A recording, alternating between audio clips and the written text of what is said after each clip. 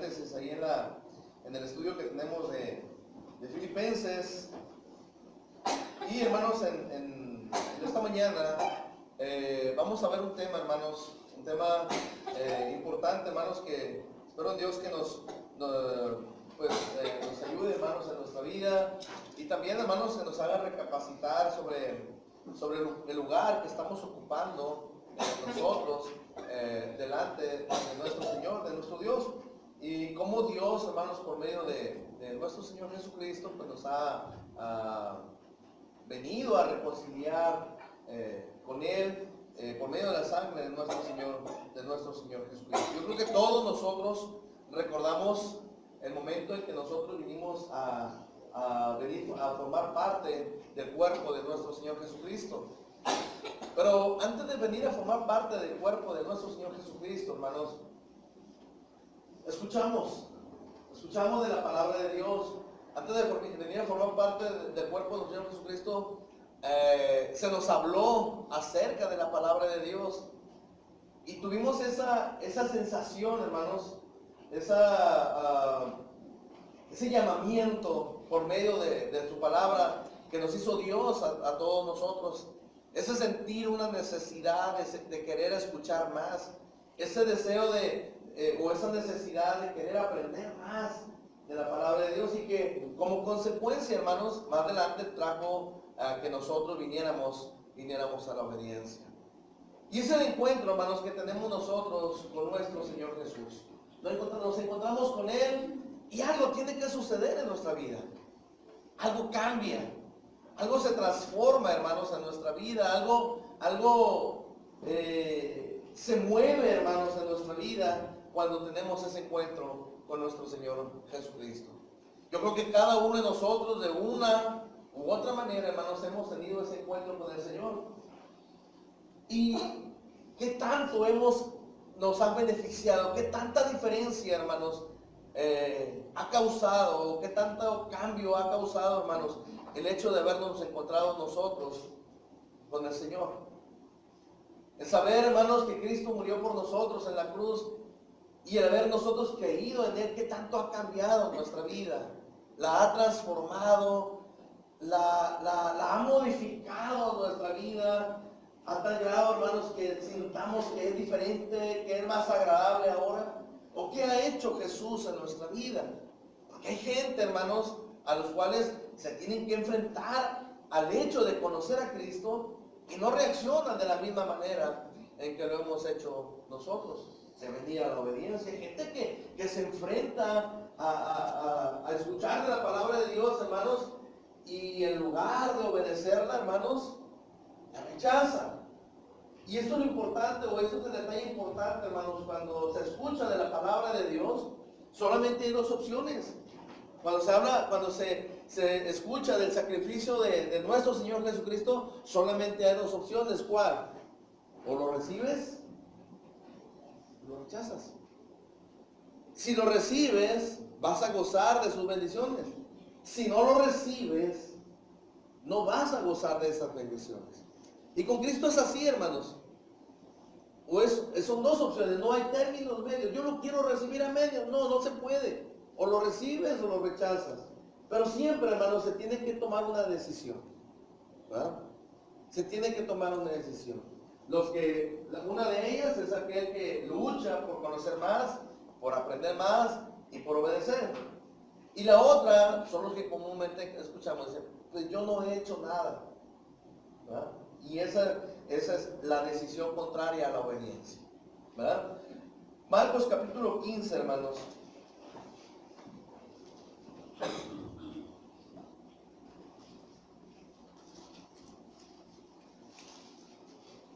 Marcos capítulo 15 es el que nos va a ayudar ahora, hermanos, para tener nuestra clase, hermanos. Versículos. Vamos a ver.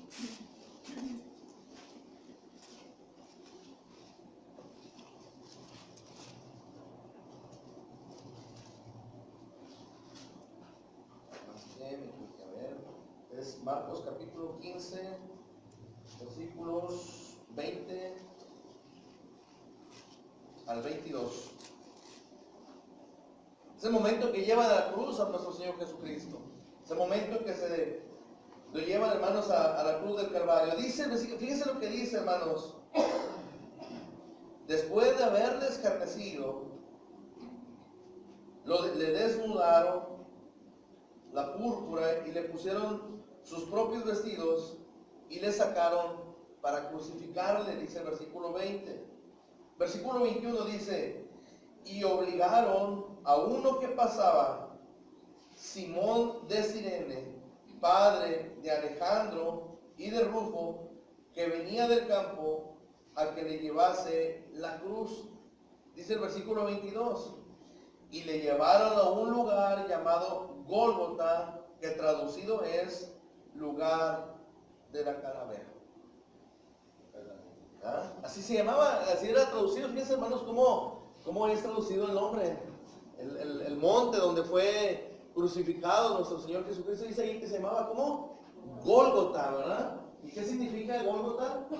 Lugar de la calavera. Fíjense qué nombre tan peculiar, hermanos, le pusieron, o tenía ese monte. Pues bien, ahí llevaron a Cristo. Ahí lo llevaban a Cristo para ser crucificado. ¿Qué habían hecho con el Señor Jesús? No, pues ya habían hecho de todo con el Señor Jesús. Al momento en que ya se toma la decisión, ¿sí? Se toma la decisión de llevarlo a crucificar al Señor Jesucristo, ya le habían hecho de todo. Ya lo habían azotado. Y les voy a decir algo, hermanos, sinceramente, los azotes, el castigo, hermanos, que daban los romanos, era para morir ahí en el castigo. El castigo era bien fuerte. El castigo, hermanos, era implacable de los romanos. Eran expertos y se gozaban de ellos y presumían los romanos las maneras de castigar, ¿sí?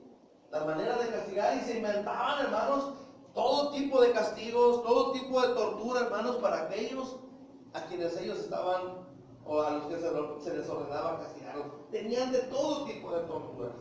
Y en esta ocasión, hermanos, le mandaron a azotar al Señor Jesús. Lo habían azotado, hermanos, y lo habían azotado de tal manera, hermanos, que dice la palabra de Dios que lo dejaron casi muerto. ¿Por qué, hermanos? Porque los romanos eran así, hermanos, eran implacables, eran bien duros, hermanos, y les gustaba ver sufrir, hermanos, a aquel que estaba siendo castigado. Y los azotes de los romanos, hermanos, eran muy, hermanos, muy dolorosos. De tal manera, hermanos, que preparaban los azotes y el azote estaba grande, hermanos, y tenía cuerdas al final, y en cada una de esas cuerdas, hermanos, se dice, hermanos, que ataban pedazos de plomo, hermanos, a cada una de las puntas, hermanos, de las cuerdas del azote, de tal manera, hermanos, que cuando el azote llegaba a la espalda, ¿sí?, de aquel que estaba castigado, al momento que se despegaba de la espalda de aquel que estaba siendo azotado, se traían pedazos de tierra. Entonces, era implacable el castigo. Por eso dice la palabra de Dios que lo dejaron casi muerto, y lo azotaban de tal manera, hermanos, porque ellos, los romanos, disfrutaban, hermanos, ver el sufrimiento de aquel que estaba siendo castigado. Y lo hacían de una manera tal. Y como les dijeron que este hombre que estaba siendo castigado decía que era el rey de los judíos, pues le hicieron una corona de espinas, hermanos, y se la pusieron sobre su cabeza. Y había sido castigado en gran manera. Después le pusieron ahí un vestido de púrpura, que por cierto es el momento en que se lo quitan, ahí en el versículo 20 del capítulo 15 de Marcos, se lo quitan, ¿sí?, para ponerle ya su ropa, porque ya se va a ir a ser crucificado. Pero cuando le pusieron esa corona de espinas, hermanos, y ese manto color púrpura, se lo pusieron allá al Señor Jesús, hermanos, y le pusieron una vara, como diciendo, este es tu cetro, si tú eres el rey, aquí está tu cetro. ¿Para qué? Para que vean que tú eres el rey, una forma de burlarse. Y la gente, hermanos, pasaba allí y agarraba el palo a aquel, hermanos, y los soldados le daban en la cabeza con el palo, hermanos, y se lo volvían a poner en sus manos. Para esos momentos, hermanos, el Señor Jesús ya estaba agonizando, hermanos, era grande el dolor que tenía después de haber sido azotado. Entonces, el hecho, hermanos, es que todo esto que le hacían al Señor Jesús le iba quitando sus fuerzas. De tal manera, hermanos, que cuando llega el momento en que tienen que tomar la cruz, el Señor Jesús ya no tiene fuerza. Está muy debilitado, hermanos, por todo lo que le habían hecho. Y no solamente dice la palabra de Dios que iban y le agarraban el palo que tenía ahí, hermanos, se lo agarraban y le daban en la cabeza y lo volvían a ponérselo en sus manos. ¿Sí? Y otros no, otros lo agarraban el palo. Dice la palabra de Dios que pasaban y nada más pasaban delante del Señor Jesús, hermanos, y solamente le daban de puñetazo, le daban con la mano cerrada en la cara. Y dice la palabra de Dios que le daban con el puño cerrado. ¿Sí? Eran castigos que iban menguando, hermanos, la resistencia del Señor Jesús. Y a veces uno se queda corto y dice, no, es que el Señor Jesús sufrió mucho. No, hermanos, sufrió muchísimo. Y el Señor Jesús aguantó, hermanos, todo eso. Y no decía una sola palabra y nunca maldijo a aquel, hermanos, aquel que le estaba pegando. Y una vez estábamos estudiando, hermanos, veíamos ahí lo que le hacían al Señor Jesús, hermanos, y algunos expertos, algunos comentaristas agregan, hermanos, que había otras formas que hacían de castigar, no solamente de darle con el palo en la cabeza, de darle con el puño cerrado, hermanos. Había gente, hermanos, que pasaba y jalaba la barba del Señor Jesús. Pasar y jalarle la barba, hermanos, jalarle fuerte la barba, no dolor fuerte. ¿Sí? No dolor fuerte. Y el Señor Jesús estaba allí, sin fuerza, ya físicamente, hermanos, lo habían debilitado. Si hablábamos de porcentajes, hermanos, el Señor Jesús del 100% de su fuerza, ya con todo lo que le habían hecho, hermanos, le habían quitado un 90% de su fuerza. Y eso es físicamente, si les platico, hermanos, ya lo ven, hermanos, ellos lo ven, hermanos, sufriendo al Señor Jesús físicamente, ya sin fuerza física, le queda un poco de vida, hermanos, y habiendo menguado su fuerza física, hermanos, ahora tratan de menguar o de hacer menos, hermanos, su fuerza emocional. ¿Saben qué hacían? Fueron y le escupieron en el rostro. Humillarlo completamente. Quitarle toda emoción, quitarle todo ánimo que tenía tal vez, que era muy poquito, ya quitárselo así. Humillarlo, tratar de humillarlo hasta lo máximo. Y sin embargo el Señor Jesús aguantaba. Total, hermanos, ya no tiene fuerza, va cargando la cruz. Había cierta distancia de donde estaba el Señor Jesús para ir a ese monte. Tenía que ir cargar su cruz. Yo no sé de qué tamaño haya sido la cruz del Señor Jesús, pero me imagino que era pesada, suficientemente grande y pesada, hermanos, para poder soportar un cuerpo que va a estar colgando y poder que cupiera una persona allí. Pero estaba pesada. Y el hecho de haberlo dicen, es que no estaba tan pesada, pero el hecho es que el Señor Jesús, hermanos, ya estaba completamente sin fuerza, hermanos, para poder cargarla. Y la lleva ese día. ¿Sí? Ese día. ¿Se acuerdan qué día era? ¿Qué día era ese día? Era un día viernes, ¿verdad? Era un día viernes. Y lo llevaba allí, hermanos. No había dormido, no había descansado, había sido lastimado y ahora lo lleva allí. Y era muy temprano en la mañana. Pero por otra parte, ¿sí? Por otra parte, en otra parte de la ciudad aparece una familia. Y la familia, hermano, la compone o se nos menciona que en otra parte de la ciudad, me imagino a Simón, ¿sí? El que menciona ahí, ¿de dónde era? ¿Simón qué? De Cirene, que era con sus hijos, tal vez haya ido a trabajar, o tal vez se levantó temprano en la mañana y oyó el alboroto que había, dijo, vamos a ver qué hay, levantó a sus hijos. ¿Cómo se llamaban sus hijos? Alejandro y Rufo. Alejandro y Rufo eran los hijos de quién? De Simón de Cirene. Tal vez lo levantó para ir a trabajar, tal vez lo levantó para preparar algo, no sé. Pero esa vez lo levantó temprano, hermanos, y aparece allí en la escena. Algo pasaba en esa mañana, hermanos, que hizo que Simón se acercara, hermanos, a oír todo lo que estaba pasando. Había gente, hermanos, que estaba siguiendo al Señor Jesús a ver qué va a hacer. Es que si dice que es el Cristo, pues que se defienda. Si dice que es el ungido de Dios, que mande a Dios, sus ángeles, para que lo defiendan, para que se lo lleve, o para que hagan algo por él, o para que lo defienda de los romanos. Y la gente va esperando algo así. Y había mucha gente que lo iba siguiendo. Y había mucho griterío. Gente, hermanos, que de una u otra manera a lo mejor estaba agradecida con el Señor Jesús por todo lo que Jesús había hecho con ellos. Y también gente que lo estaba maldiciendo, que tal vez no era de su agrado el Señor Jesús, y lo estaba maldiciendo, y toda la gente estaba gritando y esperando recibir algo, o que el Señor Jesús que hiciera algo para defenderse.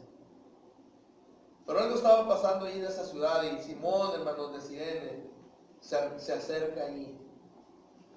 Y eso, hermanos, me imagino que Simón va a decir, hermano, está mucho ruido, debe ser algo importante. ¿Sí? Debe ser algo importante. Si hubiera sido aquí en Navidad, si hubieran oído, a veces oímos las sirenas, es que es algo importante que va pasando. Hermanos, había mucha que había. Aparte se estaban celebrando las fiestas, se había celebrado la fiesta de la Pascua, y había gente de todas las naciones, estaba ahí, hermanos, celebrando. Hermanos, y siente curiosidad Simón, y va allí, hermanos. Tal vez iba a trabajar y dejó ir a trabajar por ir a ser curioso. Bueno, hay gente que es así, ¿verdad? Pero, hermanos, fue allí a ver qué estaba pasando. Pero, ¿no se han sentido, hermanos?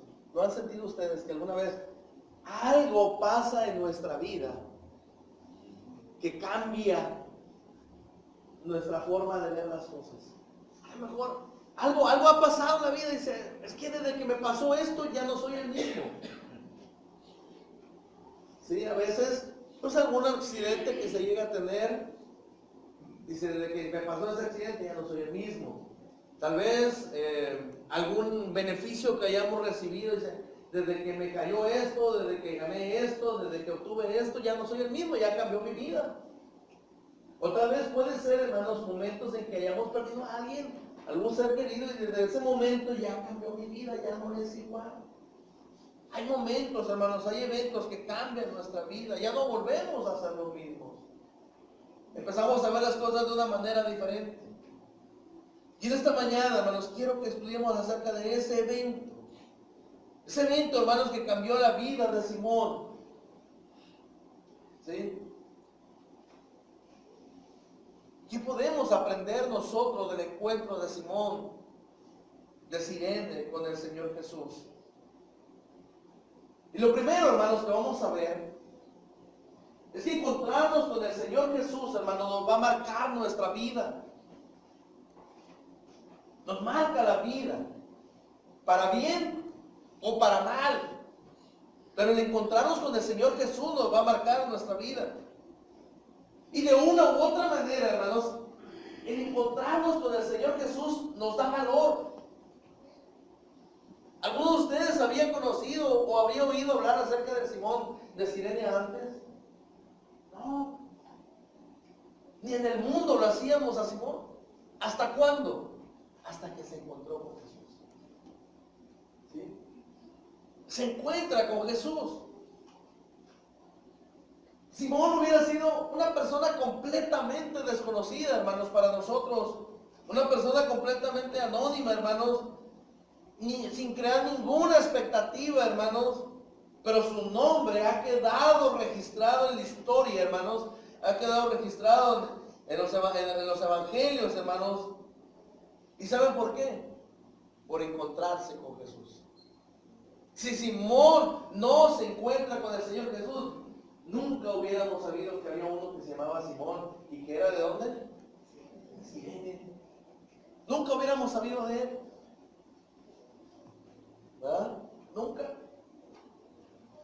Pero se encontró con el Señor Jesús y ya sabemos algo de él. Y encontramos algo acerca de él. Simón no lo planeó. Simón está viendo lo que todos están viendo. Simón está ahí esperando algo, tal vez. No lo consideró siquiera, no dijo, salió de su casa ese día de la mañana. Alejandro y Rufo, vamos a arreglarnos. ¿Por qué? Porque vamos a ir a ver dónde van a llevar a crucificar al Señor Jesús y yo le voy a ayudar con la cruz. Nunca lo consideró, nunca lo planeó, nunca se imaginó el hecho que le iba a tocar vivir. Nunca se lo imaginó, nunca lo pensó ni lo consideró siquiera, sino que fue un hecho, hermanos, que sencillamente se dio solo. Se encontró con el Señor Jesús. Y su experiencia, hermanos, es conocida por todo el mundo, porque se encontró con el Señor Jesús. Algunos lo conocen como Simón Cirineo, ¿verdad? O de Cirene. Hermanos, todos nosotros, los que estamos en la iglesia, o los que formamos parte de la iglesia, ¿y saben por qué estamos aquí? Porque nos encontramos con el Señor Jesús.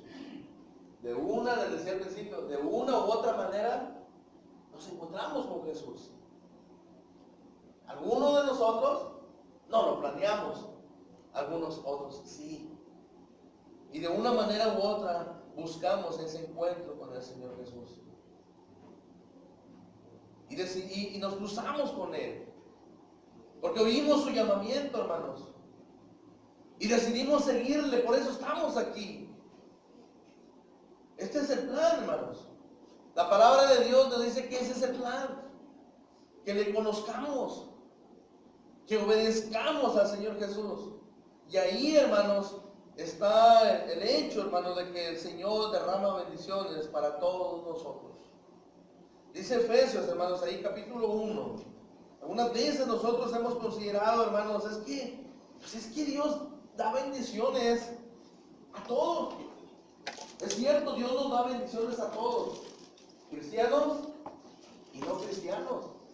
Dios, dice la palabra de Dios, hace salir el sol sobre buenos y malos, y hace llover sobre justos e injustos.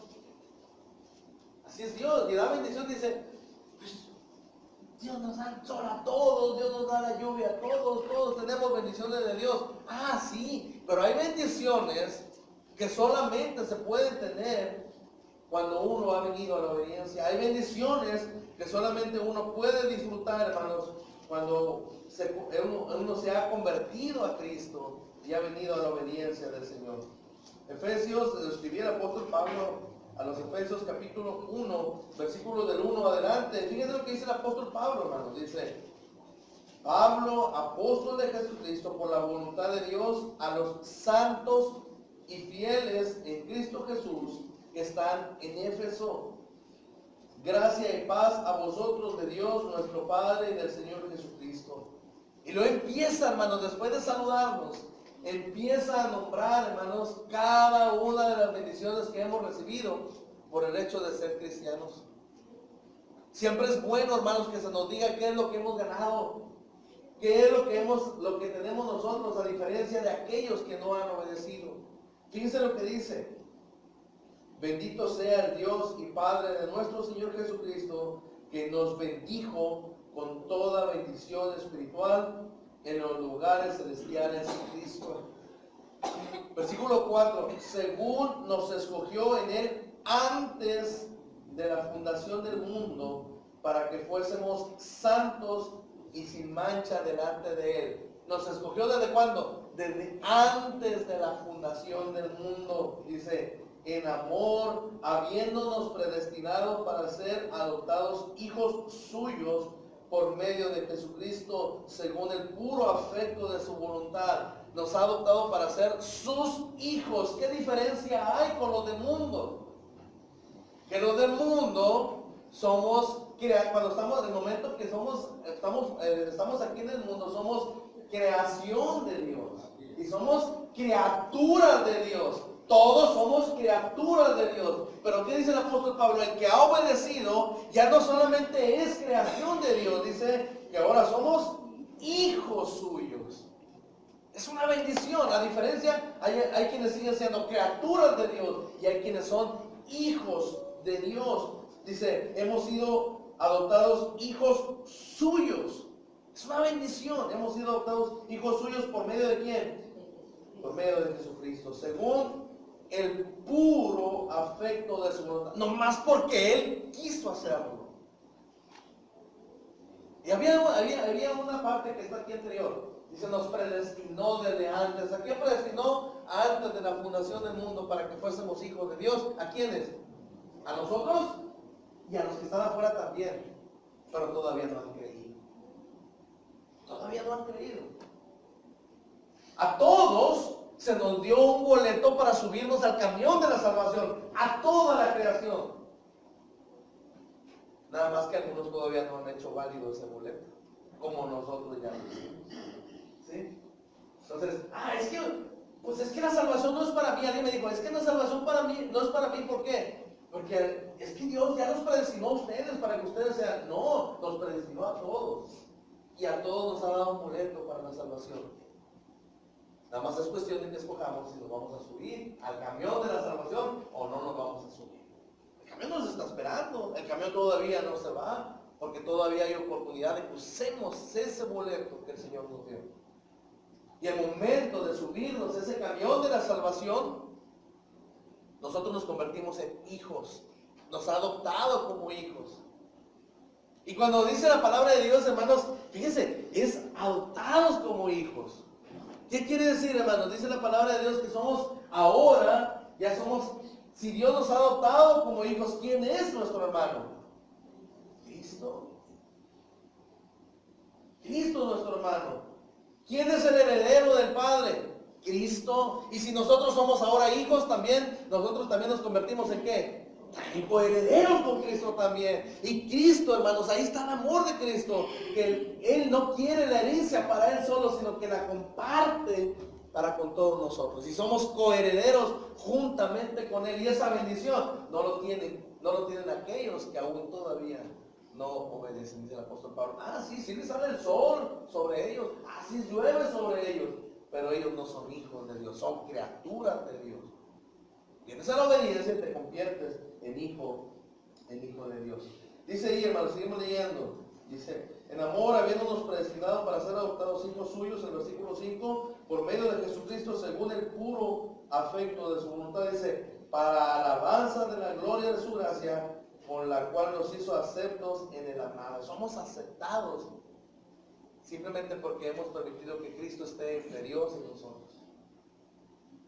El que no tiene a Cristo, si somos aceptados porque tenemos a Cristo, y el que no tiene a Cristo, todavía no tiene esa bendición de ser aceptado por el Señor. Dice, en quien tenemos redención por su sangre. El que no se ha convertido no la tiene. El perdón de pecados, el que no se ha convertido tampoco lo tiene, ¿verdad? Según la riqueza de su gloria, que hizo sobreabundar para con nosotros en toda sabiduría e inteligencia, dándonos a conocer el misterio de su voluntad, según su beneplácito, el cual se había propuesto en sí mismo, ¿de qué? De reunir todas las cosas en Cristo, en la dispensación del cumplimiento de los tiempos, así las que están en los cielos como las que están en la tierra. Asimismo tuvimos herencia, habiendo sido predestinados conforme al propósito del que hace todas las cosas, según el designio de su voluntad, a fin de que seamos para alabanza de su gloria, nosotros los que primeramente esperábamos en Cristo, ¿verdad?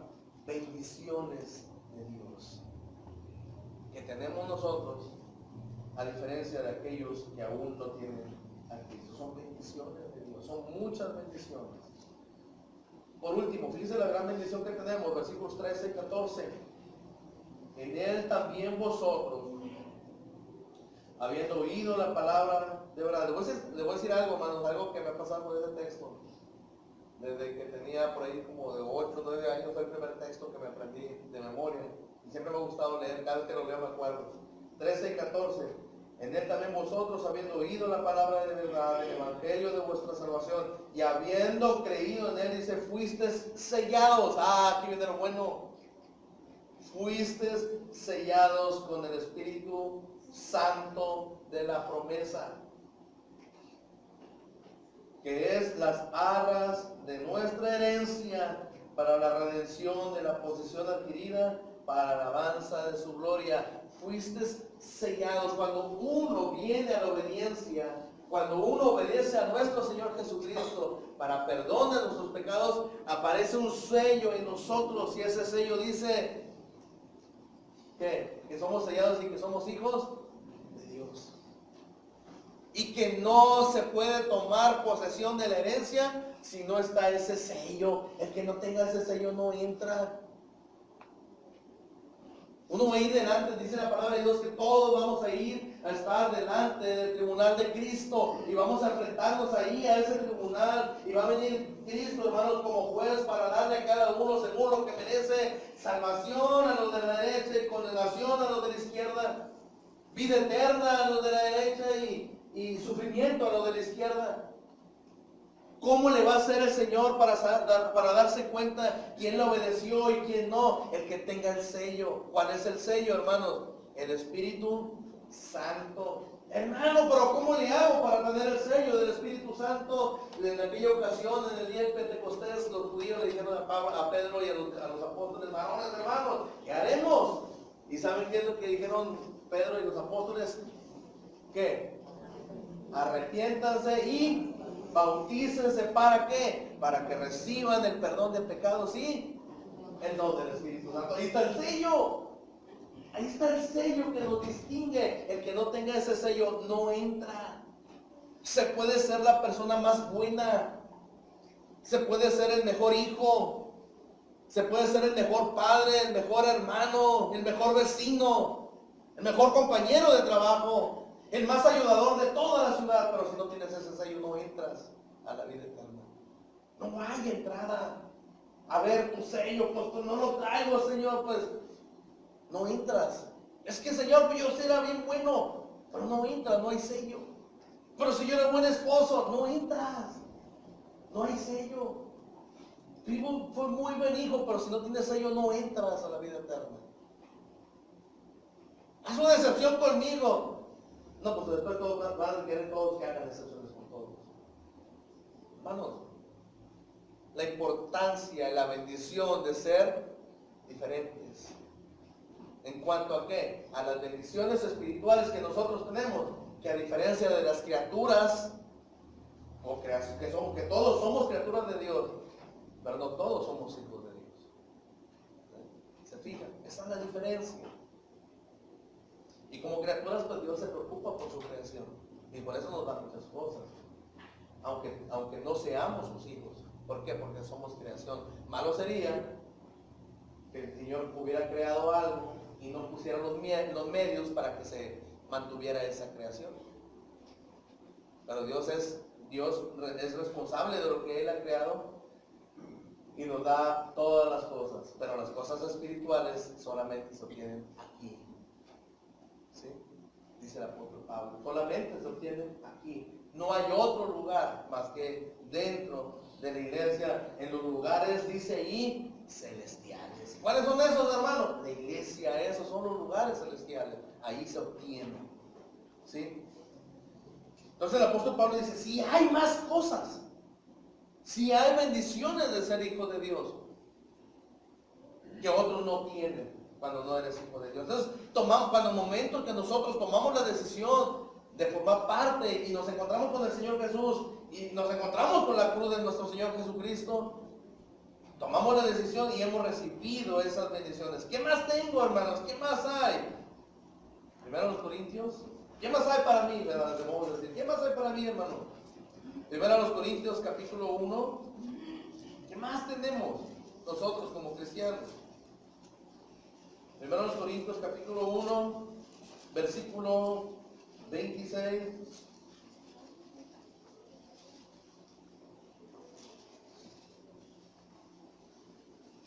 Era bien difícil, hermanos, antes de leerlo. Era bien difícil para los que seguían al Señor Jesús. Entonces, era difícil, hermanos, seguir al Señor Jesús a aquellos que tenían muchas cosas, a aquellos que eran ricos, a aquellos que tenían muchas posesiones. El Señor Jesús tuvo un encuentro con un joven rico, ¿se acuerdan? Que se fue triste, etcétera, ¿verdad? Que se fue porque tenía muchas posesiones y no quiso seguir al Señor Jesús. Y el Señor Jesús dijo en aquella ocasión algo, dice, qué difícil es que un rico entre en el reino de los cielos.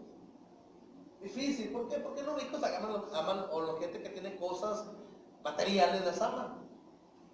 Y muchas veces se aman más esas cosas que a Dios. Por eso muchos no vienen a la obediencia. ¿Sí? ¿Por qué, hermanos? Y no precisamente que a veces se tengan, hermanos, muchas posesiones en el mundo. A veces no tenemos nada y aún así muchos no obedecen a Cristo.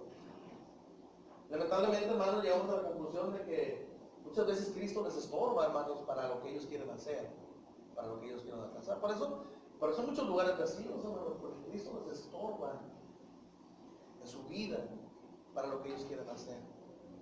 ¿Verdad? Pero dice el Señor Jesús, bueno, y si ellos no vienen, ¿quién viene? Vamos a verlo. Primero a los Corintios, capítulo 1, versículos 26 al 30. Fíjense lo que hizo el Señor con nosotros.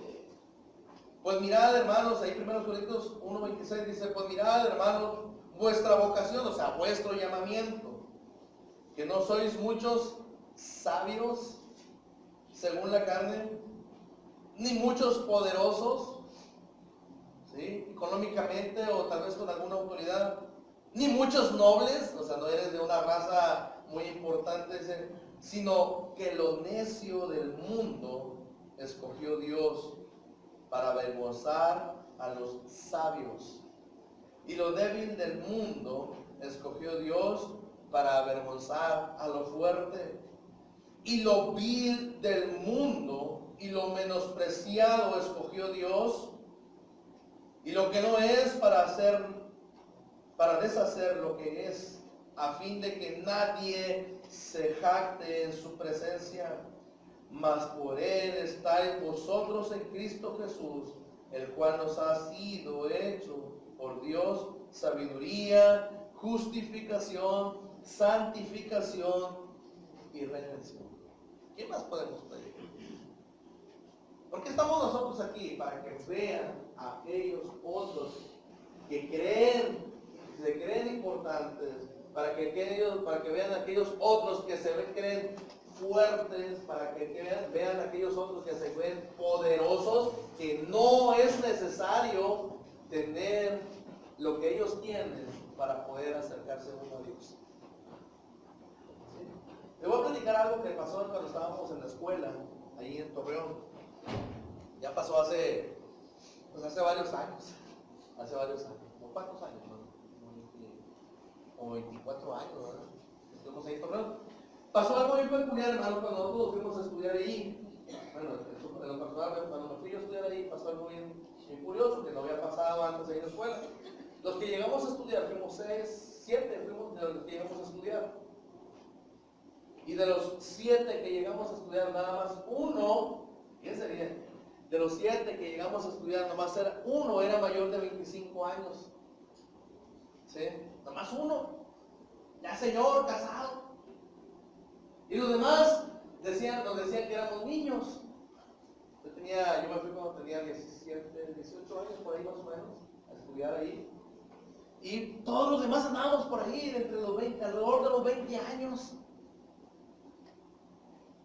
Y en aquella ocasión se criticaba al hermano José Luis Ávila, que era el director de la escuela, ella falleció el año pasado. Y lo criticaban mucho. ¿Por qué aceptas niños? ¿Sí? ¿Por qué los aceptas ellos si están bien chiquillos? Aquí deben de tener gente preparada, gente estudiada. Si tienen una licenciatura, pues mejor. Esos son la gente que tú debieras de tener aquí, gente casada, gente ya adulta. Es la gente que tú deberías de tener aquí. Así le decían al hermano José Luis Ávila. Y muchas veces lo dijeron delante de nosotros. Y todos pues asustados ahí. No van a correr. No. A la persona que le dijo eso en aquella ocasión y delante de nosotros le contestó, porque esa persona hizo un comentario delante de nosotros, esa persona le dijo, tráeme a los preparados, tráeme a los que tengan una licenciatura, tráeme a un estudiado, tráeme a los casados, tráeme a los adultos para que estudien y yo los enseño. ¿Dónde están? ¿Dónde están los preparados? No les interesa. Por eso no están aquí. No les interesa. Y a ellos sí. ¿Sí? Entonces en aquella ocasión nos hizo un comentario. Tienen doble reto ustedes. No solamente por el que vinieron, sino para demostrarles a los demás, a los que sí pueden hacerlo y no quieren, ¿sí? Ustedes les van a mostrar que sí lo pueden hacer. Si al Señor Jesús le hubieran dicho, Señor, pues es que tú deberías de tener gente importante aquí como seguidores tuyos. ¿Dónde están? Todos tienen la oportunidad de elegir, todos tienen la oportunidad de escoger. Pero no, ¿sabe quién seguía al Señor Jesús? Los pecadores. ¿Quiénes? Los pobres. Sí, los seguían. Esos eran los que seguían al Señor Jesús. Y les decía que no. No, nunca les dijo que no. Uno que otro rico ahí que quiso seguirlo, pero no se animó porque sus posesiones eran muchas. Hermanos, y dice Pablo, nosotros nos ha escogido el Señor para demostrarle a los poderosos, a los ricos, a los sabios, entre comillas, si fueran sabios, aquí estuvieran, a los sabios. Nosotros nos escogió ¿para qué? Para avergonzar eso. Si eres sabio, si eres rico, aquí se cree poderoso. Nosotros, ¿sí? Fíjense, me llama mucho la atención, dice, sino que el versículo 27, fíjense lo que dice, sino que lo necio del mundo escogió Dios para avergonzar a los sabios. El necio, ¿no? Tomándolo aquí como el que no sabe. El que no sabe va a avergonzar al que sí sabe. Porque el que no sabe obedeció a Cristo y el que sí sabe no lo ha obedecido. Y lo débil del mundo escogió Dios para avergonzar a lo fuerte. ¿Se fijan? Lo débil del mundo escogió Dios para avergonzar a lo fuerte. ¿Cómo me acuerdo de aquella historia? ¿Se acuerdan? Aquella historia de un hombre que va a hacer un gran banquete en su casa y que hizo invitaciones especiales para invitados especiales. Era un banquete grande, era un banquete en serio, grande, bonito, era una gente importante que estaba haciendo la fiesta. Y a la hora de la fiesta le mandó decirle a los invitados, vénganse, ya está todo listo. ¿Qué se puede hacer? ¿Qué se puede dar de banquete en una fiesta así importante? ¿Qué será banquete? ¿No? ¿Qué sería de banquete? Un banquete especial es una fiesta así importante. Para el pero una hermana no se queden ahí. Bueno, las que nosotros hacemos que pues vamos a llevar una, ya está la olla de los tamales, ya está lista. ¿Verdad? La barbacoa ya la sacamos del pozo, ya está lista. Los frijoles rancheros ya están listos. Ya tienen hambre, ¿verdad? No se mueva, hermano, ya tenemos hambre. ¿Qué hubiera dicho el rico? Pues el pollo, cabrito, ¿verdad? Tiene ganas de cabrito, ¿verdad? No, hombre, ya hay cabrito. No, sí, claro. Pues el banquete, lo máximo, hermanos, y son un banquete especial para invitados especiales. Y de invitaciones se dado y dijeron a los invitados, fíjense ya. Pues no creen, hermanos, que no fueron. Todo, uno por uno, los que fueron invitados, pues decían, no, pues es que yo no puedo, fíjate que me salió un compromiso ahorita. No, pues yo no puedo porque está haciendo mucho frío. No, eso no va. No puedo ir. Y empezaron a excusarse todos. Y dijo, ¿qué dijo el Señor? Bueno, entonces se suspende la fiesta. No, no se suspende la fiesta, la comida ya está hecha. Ya todo está listo, las mesas ya están puestas, ya están arregladas. ¿Qué le dijo a sus siervos? Traigan a quienes, a todos los que se encuentren. ¿A quiénes? A los que nadie invita. ¿A quiénes?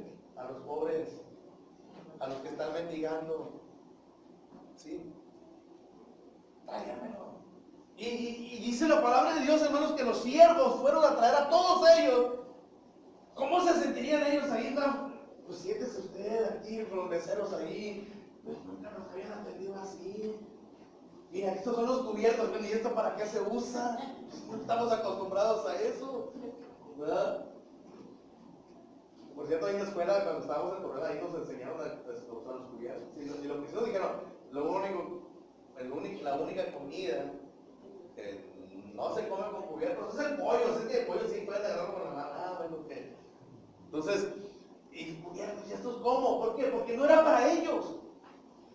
Pero como los que se creían importantes no fueron, que se llene toda la casa.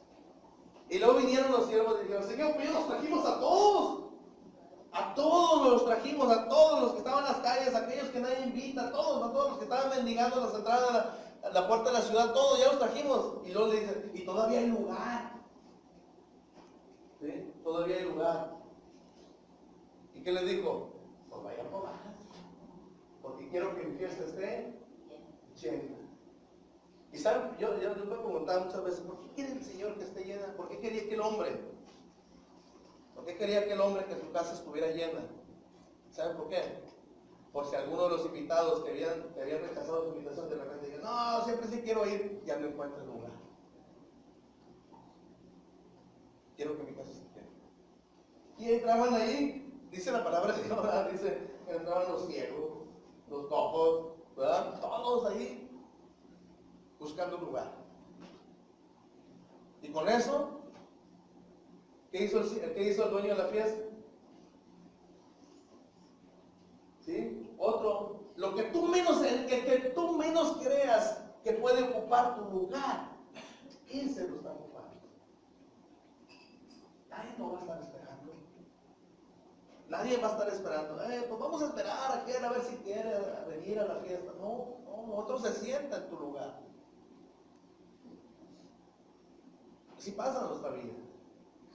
Y Dios ha hecho eso por nosotros. Nos ha puesto en un lugar que no era nuestro, pero nos ha puesto ahí.